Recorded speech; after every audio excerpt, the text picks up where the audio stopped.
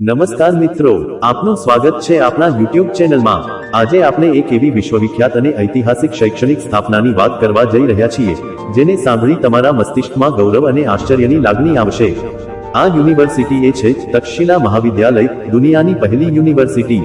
ચાલો આજે આપણે જાણીએ કે તક્ષશિલા શું હતી, ક્યારે સ્થાપી હતી, કઈ રીતે શિક્ષણ મળતું, કયા મહાન વિદ્વાન અહીંથી ઊભા થયા અને શા માટે તેનું મહત્વ આજે પણ એટલું જ છે। તક્ષશિલા, જેને તક્ષશિલા અથવા ટાક્સિલા તરીકે પણ ઓળખવામાં આવે છે, આજના પાકિસ્તાનના પંજાબ પ્રદેશમાં આવેલું એક પ્રાચીન શિક્ષણ કેન્દ્ર છે। તેની સ્થાપના આશરે ઈસવી પૂર્વે 700 વર્ષ પહેલા થઈ હતી, એટલે કે આજેથી લગભગ 2700 વર્ષ પહેલા। તક્ષશિલાની સ્થાપના માનવામાં આવે છે કે હસ્તિનાપુરના રાજા ભગતનો પુત્ર તક્ષ દ્વારા કરાઈ હતી, જેને કારણે તેનું નામ પડ્યું તક્ષશિલા, એટલે કે તક્ષનું શહેર। આ શહેર મહત્વપૂર્ણ વેપાર માર્ગો પર આવેલું હતું, ખાસ કરીને હિન્દને મેસોપોટેમિયા અને ચીન સાથે જોડતો રસ્તો। તેથી તક્ષશિલા માત્ર શિક્ષણનું નહીં પણ વેપાર અને સંસ્કૃતિનું પણ મોટું કેન્દ્ર હતું।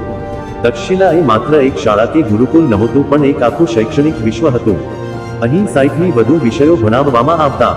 તેમાં મુખ્ય વિષયો હતા આયુર્વેદ, ચિકિત્સા વિજ્ઞાન, ધર્મશાસ્ત્ર, તર્કશાસ્ત્ર, તત્વજ્ઞાન, ધનુર્વેદ, યુદ્ધ વિદ્યા, ગણિત, ઓયોઇક, જ્યોતિષ, વ્યાકરણ, અર્થશાસ્ત્ર। વિચાર કરો, એ સમયમાં પણ વિદ્યાર્થીઓ જાતે વિષય પસંદ કરીને પોતાનો અભ્યાસ કરો ત્યારે શરૂ કરતા, એ પણ આજે જેવી પસંદગીની ટુડેઝ એજ્યુકેશન સિસ્ટમ જેવી મોડર્ન પદ્ધતિ। તક્ષશિલાની શૈક્ષણિક પદ્ધતિ અત્યંત કુશળ હતી। અહીં ગુરુ અને શિષ્ય વચ્ચેનો સંબંધ માત્ર ભણાવવાનું નહીં પણ જીવન જીવવાનું શીખવાડવાનું હતું। શિસ્ત, સંવાદ, ચિક્કાર અને અનુભવ આધારિત શિક્ષણ અહીંનું મુખ્ય લક્ષણ હતું। વિદ્યાર્થીઓ ભારતના દરેક ખૂણામાંથી અહીં આવતા અને તિબેટ, ચીન, શ્રીલંકા અને પણ આંતરરાષ્ટ્રીય વિસ્તારોમાંથી પણ આવતા। કુલ મળીને લગભગ 10,000થી વધુ વિદ્યાર્થીઓ અને 2,000 જેટલા ગુરુઓ અહીં રહેતા હતા। તક્ષશિલા એ એવા વિદ્વાનોની જન્મભૂમિ રહી છે જેમણે આખી દુનિયાને તેમની શીખ આપીને પ્રભાવિત કર્યા છે। 1. ચાણક્ય, કૌટિલ્ય। ચાણક્ય તક્ષશિલામાં આચાર્ય હતા। તેમને અહીંથી અર્થશાસ્ત્ર અને રાજનીતિ શીખવી। ત્યારબાદ ચંદ્રગુપ્ત મૌર્યને તાકતે બેસાડી મૌર્ય સામ્રાજ્યની સ્થાપના કરી। 2. ચરક, આયુર્વેદના પિતા માનાતા ચરક તક્ષશિલા સાથે જોડાયેલા હતા। ચરક સંહિતા તેમનું અવિસ્મરણીય યોગદાન છે। 3. જીવક, ભગવાન બુદ્ધના સમયના મહાન વૈદ્ય। તેમણે તક્ષશિલામાં અભ્યાસ કર્યો અને પછી રાજવૈદ્ય તરીકે ખ્યાતિ મેળવી। તક્ષશિલામાં કોઈ કેન્દ્રીય મકાન નહોતું।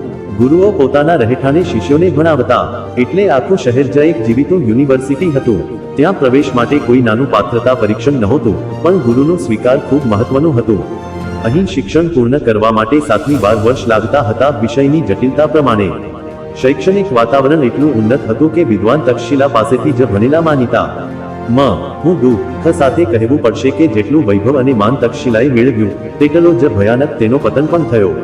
ઈસવીસન 500ની આસપાસ હુન આક્રમણકર્તા તોરમાન અને તેના પુત્ર મિહિરકુલ દ્વારા તક્ષશિલાનું વિનાશ કરાયું।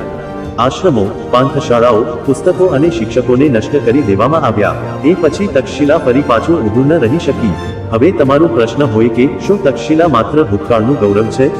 નહીં, તક્ષશિલા આજે પણ આપણને યાદ અપાવે છે કે ભારતે વિશ્વને શૈક્ષણિક દિશા આપી છે। વિશ્વગુરુ ના પદ પર ભારત પહેલા બેસેલું, એમાં તક્ષશિલાનું યોગદાન અમૂલ્ય છે।